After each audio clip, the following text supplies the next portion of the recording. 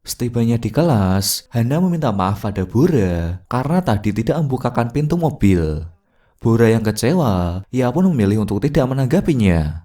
Atas kejadian itu, beberapa dari mereka ingin pulang ke rumah, namun Letnan Lee segera datang dan menyuruh mereka untuk tenang. Ia lalu mengatakan bahwa sekolah adalah tempat teraman untuk saat ini. Jika memaksa untuk pulang, kemungkinan besar mereka akan diserang oleh makhluk tersebut. Tak lama setelah itu, para murid membuat voting suara untuk tetap di sekolah atau pulang ke rumah. Sebagian ada yang memilih pulang, dan sebagian lagi ada yang memilih tinggal di sekolah. Ya, hal itu karena masih ada poin yang harus mereka dapatkan. Pada akhirnya voting kembali dilakukan dengan cara mengangkat tangan.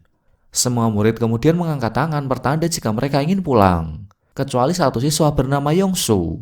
Yongsu ternyata tidak ingin nilainya hangus, mengingat ia sama seperti Yonghun yang gila akan poin. Mendengar pernyataan itu, para siswa jelas marah karena di situasi genting saat ini, Yongsu hanya memikirkan nilai poin.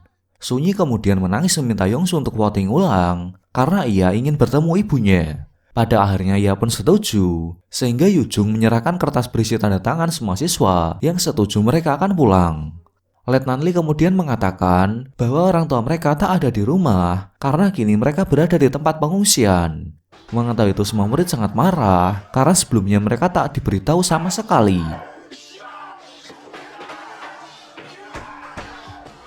Malam harinya, para siswa dituntut untuk kembali berlatih. Dalam latihan itu kebanyakan dari mereka menangis, merasa putus asa. Bahkan Yujung mengatakan kalau dia sudah tak sanggup lagi untuk menjalani latihan.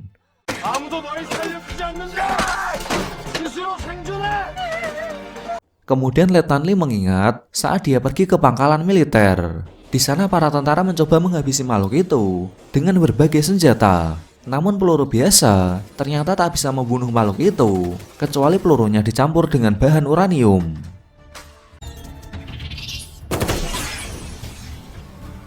Kembali pada para siswa, mereka terlihat sedang berdiskusi untuk memikirkan cara agar bisa pulang. Mereka pun tak percaya kalau saat ini orang tua mereka berada di tempat pengungsian. Untuk membuktikan hal itu, para siswa akhirnya sepakat mengirim 3 orang untuk menyelinap keluar dan pulang ke rumah. Mereka adalah Dokjung, Kimchi, dan Yongshin. Mereka lalu pergi ke kamar mandi dan menyelinap keluar melalui jendela di sana. Setelah berhasil keluar, mereka lalu bersembunyi. Namun mereka semua ketahuan oleh tentara, sehingga mereka pun mencoba kabur. Pada akhirnya pelarian pun terhenti setelah Letnan Lee memergoki mereka.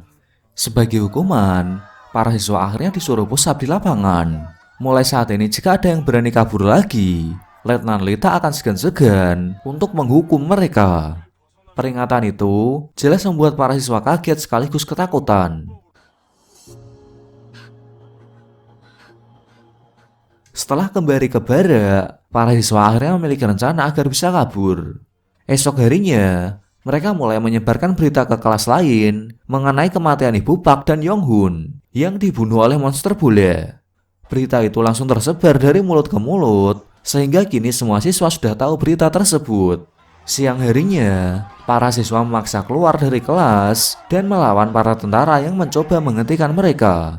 Salah satu komandan lalu memberikan tembakan peringatan agar para siswa berhenti melakukan pemberontakan. Namun hal itu percuma saja sebelum akhirnya Letnan Lee datang dan memarahi mereka.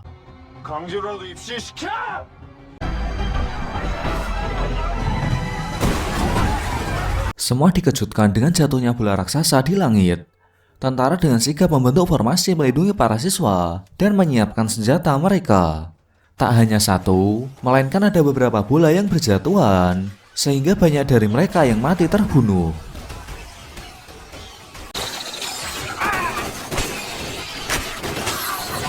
Beberapa siswa mencoba berlindung di dalam tenda peleton, namun para gurita itu terus menyerang mereka dan membunuh salah seorang siswa.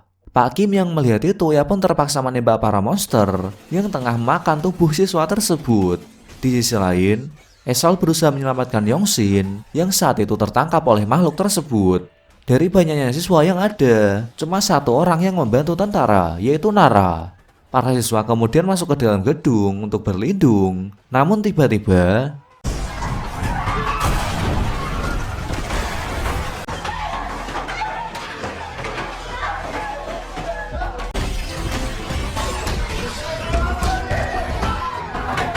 kemudian Letnan Lee menyuruh mereka mengambil senjata untuk melawan para monster. Rupanya mereka berencana pergi menggunakan mobil truk yang terparkir di lapangan sekolah.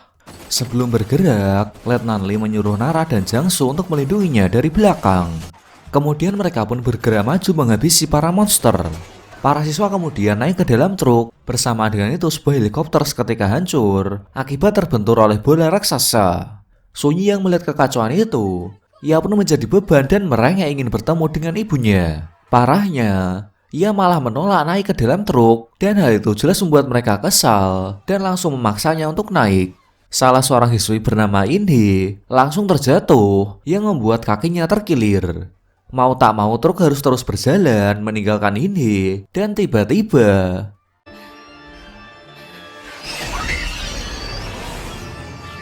melihat kejadian itu, Yujung sok-sokan ingin turun menyelamatkan temannya. Padahal dia saja terus merengek, tidak bisa melindungi dirinya sendiri. Letnan Lee tiba-tiba menghentikan mobilnya dan melihat kejadian itu.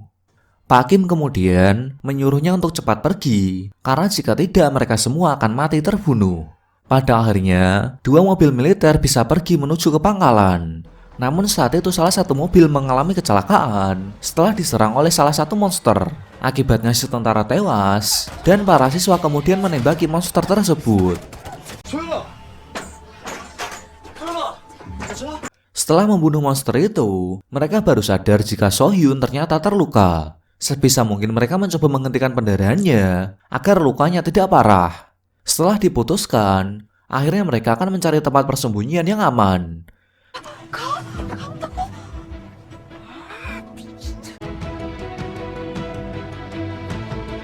Sementara itu, Letnan Lee dan para murid yang lain akhirnya tiba di camp militer.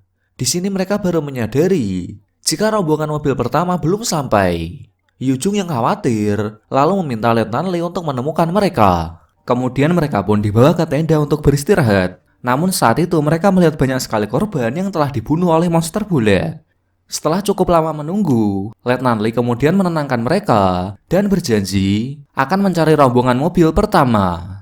Setelah itu, ia pun meminta izin kepada komandan untuk meminjam mobil guna mencari rombongan pertama. Namun sayangnya si komandan tak memberikan izin karena di luar sangat berbahaya. Di sisi lain, mereka akhirnya menemukan tempat persembunyian untuk beristirahat. Kemudian mereka membawa So-hyun ke dalam dan mencari air serta obat-obatan yang bisa menyembuhkan So-hyun. Saat itu, Juni menemukan makanan sisa. Namun parahnya, ia tak memberitahukan hal itu kepada teman-temannya. Setelah menemukan obat yang dicari, mereka lalu mengobati So-hyun.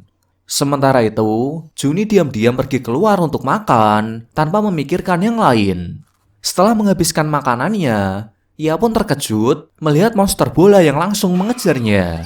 Juni yang panik, ia pun berlari secepat mungkin dan memberitahukan teman-temannya. Meskipun pintunya sudah ditutup, namun monster itu berhasil masuk melalui pipa ventilator. Alhasil mereka pun segera berlindung di dalam ruangan yang berbeda. Kemudian mereka menutup setiap jendela agar makhluk itu tak bisa masuk. Sementara di sisi lain, Pak Kim berhasil mengambil kunci mobil untuk mencari keberadaan rombongan pertama.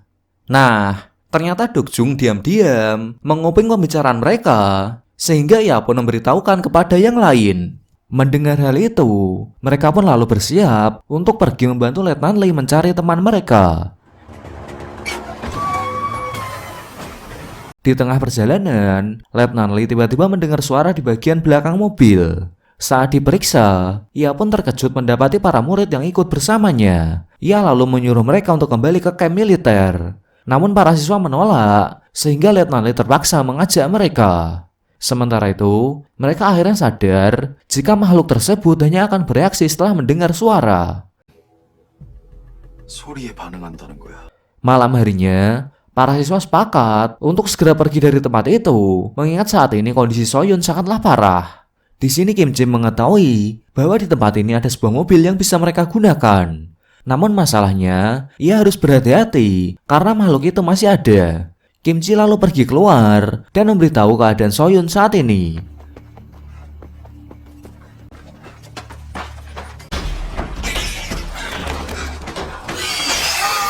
Tanpa diduga, makhluk itu ternyata ada di sana, sehingga ia pun bergegas untuk kabur. Menyadari bahwa Kim Ji dalam bahaya, mereka pun segera membantunya. Hingga akhirnya ia pun berhasil selamat dari kejaran makhluk tersebut.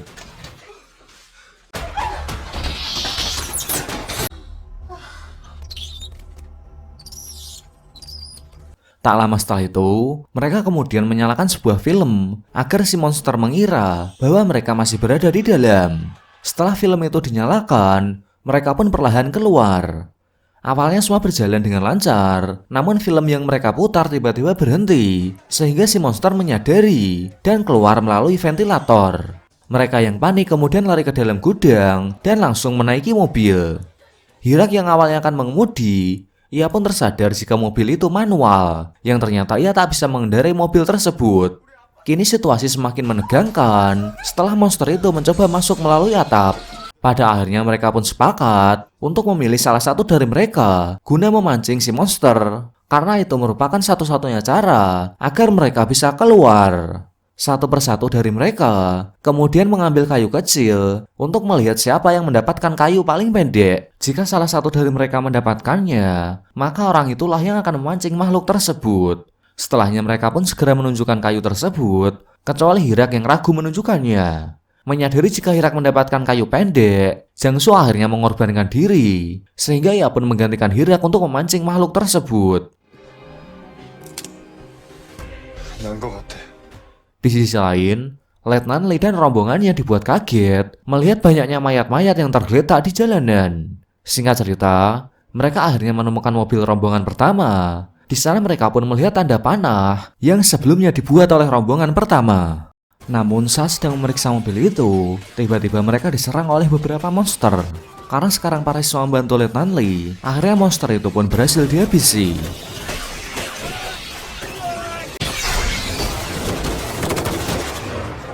Di sisi lain, Jangsu dengan cepat menarik perhatian si monster agar teman-temannya bisa kabur. Setelah pergi dari tempat itu, Hirak ternyata tak ikut dengan mereka karena dia ingin menyelamatkan Jangsu. Untungnya saat Hirak dan Jangsu dikejar oleh makhluk itu, Letnan Lee datang tepat waktu menolong mereka.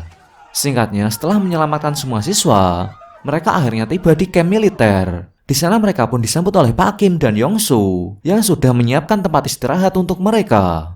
Keesokan harinya, para siswa resmi diangkat menjadi tentara dan mendapatkan seragam mereka masing-masing.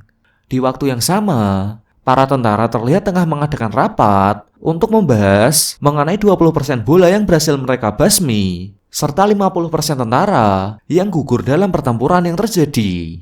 Si komandan berencana akan membersihkan wilayah perbatasan yang menjadi sarang bola raksasa, dan dia akan mengarahkan para siswa untuk menjalankan misi tersebut. Mendengar itu, Letnan Lee tak setuju, karena bagaimanapun juga, misi itu sama saja dengan misi bunuh diri. Namun ia tak punya pilihan lain, mengingat jumlah tentara saat ini sangatlah terbatas. Malam harinya, para siswa diberikan surat wasiat untuk mereka tulis guna diberikan kepada orang tua mereka. Di sini para siswa menyadari jika misi ini sangat berbahaya, seolah mereka tak akan selamat. Melihat kecemasan dari para siswa, Pak Kim dan Letnan Lee akhirnya menghibur mereka dan juga menyiapkan makanan. Hal itu berhasil membuat para siswa terhibur dan sejenak melupakan misi yang akan mereka lakukan.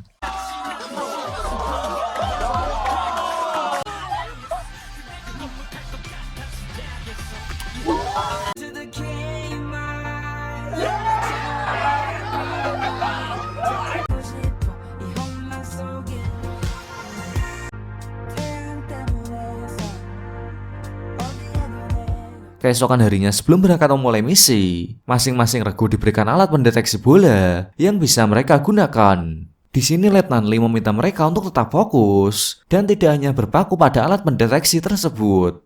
Singkatnya, setelah menempuh perjalanan yang cukup panjang, mobil militer akhirnya terpaksa berhenti karena jalanan di sana terhalang oleh kendaraan lain. Mau tak mau mereka pun terpaksa melanjutkan perjalanan dengan berjalan kaki. Saat itu alat pendeteksi tiba-tiba menyala, sehingga Letnan Lee meminta semua siswa untuk bersiap. Kemudian Letnan Lee memancing kedatangan para monster dengan menyalakan mobil mainan.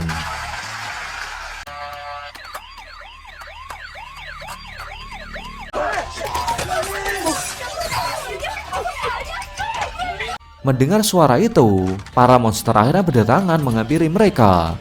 Letnan Lee dan yang lain berhasil menghabisi setiap monster satu persatu.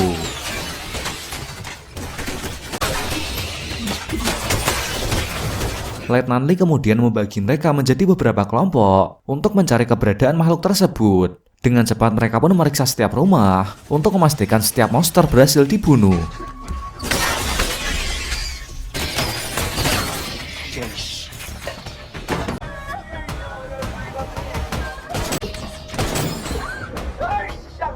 Saat itu Pak Kim dan para murid menemukan seorang siswa dari sekolah lain yang dalam keadaan ketakutan.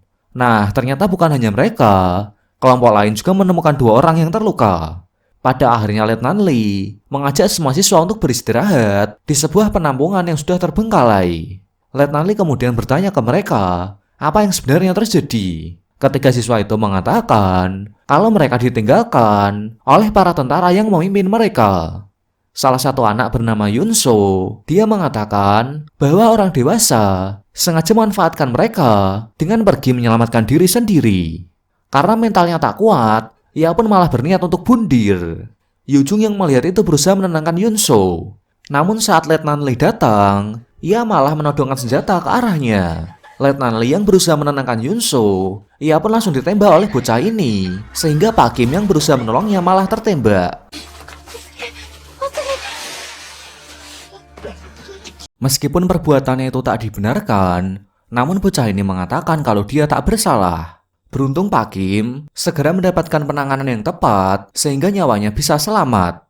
Di sini Pak Kim meminta untuk tidak menyalahkan bocah itu karena ia mengerti perasaannya saat ini.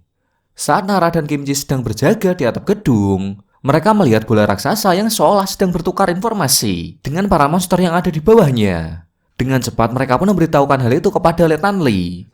Di sini mereka akhirnya sadar jika bola itu tengah mengirimkan sinyal terkait wilayah mana lagi yang akan mereka serang.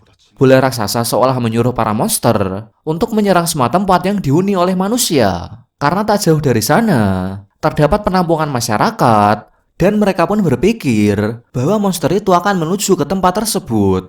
Pada akhirnya, Letnan Lee dan para siswa membuat sebuah rencana di mana mereka akan memancing para monster untuk datang ke dalam gedung dan meledakannya di dalam. Setelah rencana dibuat, para siswa mulai bekerja sama untuk membuat bahan peledak. Mereka kemudian meletakkan peledak itu di beberapa titik. Nara yang berjaga di atap gedung kemudian melihat pergerakan dari bola raksasa, sehingga mereka pun langsung melaporkan hal itu pada Letnan Lee. Panik akan hal itu, mereka pun dengan cepat segera menyelesaikan pekerjaan mereka. Kemudian para siswa menyalakan speaker dengan sangat keras untuk menarik perhatian dari para monster.